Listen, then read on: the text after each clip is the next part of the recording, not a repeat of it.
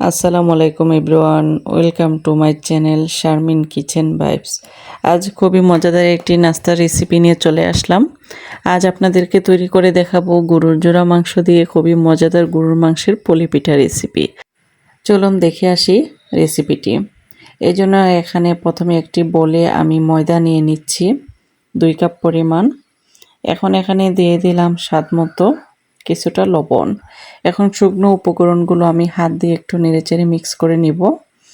এখন এখানে দিয়ে দিচ্ছি পরিমাণ মতো কিছুটা তেল। এবার হাত দিয়ে সব কিছু একত্রে খুব ভালোভাবে মিশিয়ে নিতে হবে।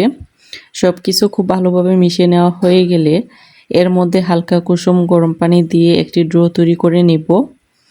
আর পানিটা একবারে না দিয়ে অল্প অল্প দিয়ে ডোটা তৈরি করে নিতে হবে। ডোটা নর্মাল রুটি পরোটার ডো যেরকমই হয় সেরকমই হবে। এটা খুব বেশি সফট আবার অনেক বেশি হার্ড হবে না। আমার ডোটা খুব ভালোভাবে মেখে নেওয়া হয়ে গেছে। এবার ডোর ওপর কিছুটা তেল ব্রাশ করে এটা রেস্টে রেখে দিব 30 মিনিটের জন্য। এখানে রান্না করে এক বাটি গরুর মাংস নিয়ে নিছি। মাংসগুলো খুব ভালোভাবে 2 দিন রান্না করে নিছি। তবে মাংসটা খুব বেশি সফট হতে হবে, যাতে করে হাত দিয়ে মাংসটা খুব ইজিলি আলাদা করে নেওয়া যায়। তো দেখতেই পারছেন এটা কতটা সুন্দরভাবে আলাদা হয়ে যাচ্ছে, যেহেতু কয়েকবার মাংসটাকে জাল করা হয়েছে। এখন চুলায় একটি ফ্রাই প্যান বসিয়ে এতে তেল দিয়ে দিব 1/2 কাপ পরিমাণ। তেলটা কিছুটা গরম হয়ে আসলে এখানে পেঁয়াজ দিয়ে দিব 1 কাপ পরিমাণ। পেঁয়াজটাকে আমি তেলের সাথে একটু নেড়েচেড়ে ভেজে নিব।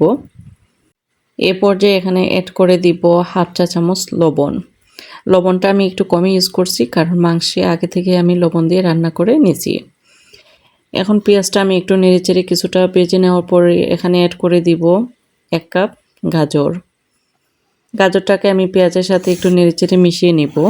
গাজরটা পেঁয়াজের সাথে কিছু সময় ভেজে নেওয়ার পর এখানে দিয়ে দিব 1 চা চামচ হলুদের গুঁড়া, 1 চা চামচ মরিচের গুঁড়া, 1 চা চামচ ধনিয়ার গুঁড়া, 1 চা চামচ জিরার গুঁড়া। এবার উপকরণগুলো আমি খুব ভালোভাবে নেড়েচেড়ে কিছু সময় এভাবে ভেজে নেব। এখন এখানে দিয়ে দিব 5-6টা কাঁচামরিচ। কাঁচামরিচ দেওয়ার পর আমি গাজরটা ডেকে রান্না করব 5 মিনিট। গাজরটা যেহেতু রান্না করতে খুব বেশি সময় লাগে না। 5 মিনিট পর ঢাকনা সরিয়ে আমি এটা একটু নেড়েচেড়ে এইভাবে মিক্স করে নিব। এই পর্যায়ে এখানে অ্যাড করে দিব একটা টমেটো কুচি, তাতে করে এটার টেস্ট আরও ভালো আসবে। এখন একটু নেড়েচেড়ে দিব। এই পর্যায়ে এখন এখানে জোড়া মাংসগুলো দিয়ে দিব। মাংসগুলো দিয়ে দেওয়ার পর আবারও খুব ভালোভাবে নেড়েচেড়ে আমি সব কিছু খুব সুন্দরভাবে মিশিয়ে নিব। আমার মাংসটা যেহেতু আগে থেকেই খুব ভালোভাবে রান্না করে নিছি, তাই এটা রান্না করতে খুব বেশি সময় লাগবে না। এবার ঢাকনা দিয়ে ঢেকে রেখে দিব 5 মিনিটের জন্য। 5 মিনিট পর দেখতেই পারছেন পিঠের ভিতরের পুরটা কত সুন্দরভাবে তৈরি হয়ে গেছে। এটার টেস্ট আরও বাড়িয়ে তোলার জন্য এখানে দিয়ে দিচ্ছি 1 প্যাকেট ম্যাজিক মশলা আর 5 চা চামচ টমেটো সস। এখন এগুলো আবারও খুব ভালোভাবে নেড়েচেড়ে আমি সুন্দরভাবে মিক্স করে নিব। এখন আমি আরও কিছুটা সময় রান্না করে নিব। আরও 5 মিনিট আমি এইভাবে খুব ভালোভাবে চুলার উপর ভেজে নেওয়ার পর সবশেষে এখানে অ্যাড করে দিব পরিমাণ মতো কিছু ধনিয়া পাতা।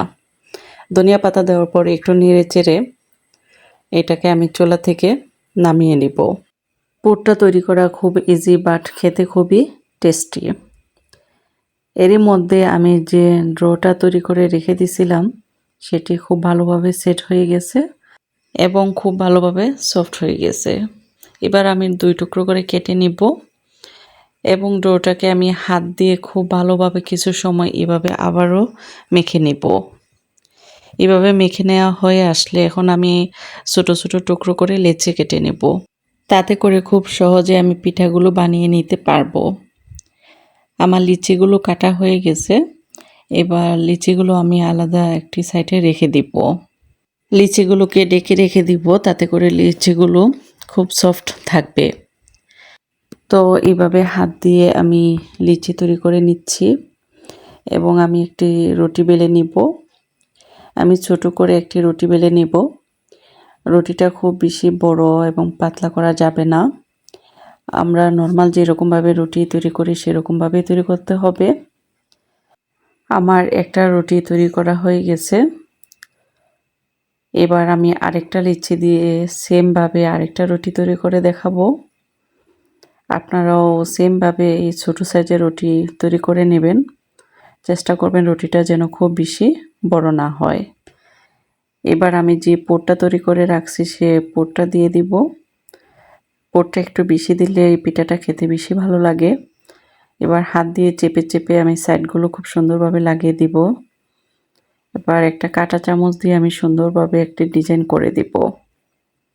আপনারা আপনাদের পছন্দ মতো যে কোনোভাবে ডিজাইন করে নিতে পারবেন। আমার একটা পিঠা তৈরি হয়ে গেছে। আমি আরও একটা ডিজাইন আপনাদের সাথে শেয়ার করব। এজন্য আমি পুরটা দিয়ে দিব। পুরটা দেওয়া হয়ে গেলে আমি হাত দিয়ে চেপে চেপে ভিতরে যে বাতাসটা আছে সেটাও বের করে দিব এবং হাত দিয়ে খুব সুন্দরভাবে ইজিলি একটি ডিজাইন করে আপনাদেরকে দেখিয়ে দিলাম। আপনারা আপনাদের পছন্দ মতো যে কোনো ডিজাইন এখানে করে নিতে পারেন। আমার সবগুলো পিঠা তৈরি হয়ে গেছে। এবার আমি পিঠাগুলো ভেজে নিব। চুলায় একটি কড়াই বসিয়ে পরিমাণ মতো তেল দিয়ে দিব। তেলটা কিছুটা গরম হয়ে আসলে এ পর্যায়ে আমি পিঠাগুলো দিয়ে দিব। এই পিঠাগুলো একটু সময় নিয়ে ভাজতে হবে। খুব বেশি তাড়াহুড়া করে এই পিঠাগুলো ভাজা যাবে না। তাতে করে পিঠার গায়ে খুব তাড়াতাড়ি কালার চলে আসবে এবং পিঠাগুলো ক্রিস্পিও হবে না আর খেতে এতটাও ভালো লাগবে না। চুলার আঁচ মিডিয়ামে রেখে আমি পিঠাগুলো ভেজে নিচ্ছি। প্রতিটা সাইড 5 থেকে 6 মিনিট করে আমি ভেজে নিচ্ছি। আমার পিঠাগুলো ভাজা হয়ে গেছে। এবার আমি খুব ভালোভাবে তেল ঝরিয়ে পিঠাগুলো তুলে নিব। আবারও আমি সেমভাবে আরও কিছু পিঠা ভেজে দেখাবো। আমি আরও কিছু পিঠা দিয়ে দিচ্ছি। এই পিঠাটি এতটাই মজার যেটা আপনারা বাসায় তৈরি না করলে বুঝতে পারবেন না। এই পিঠাটা একবার হলেও আপনারা বাসায় ট্রাই করে দেখবেন। আশা করি পরিবারের সকলে এটি খুব পছন্দ করবে। অতিথি আপ্যায়নে বা যে কোনো অকেশনে আপনারা এই পিঠাটি তৈরি করে নিতে পারেন। সেমভাবে আমার পিঠাগুলো ভাজা হয়ে গেছে।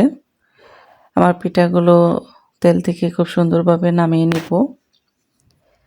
তৈরি হয়ে গেল আমার আজকের মজাদার গরুর মাংসের জাল পুলি পিঠা রেসিপি।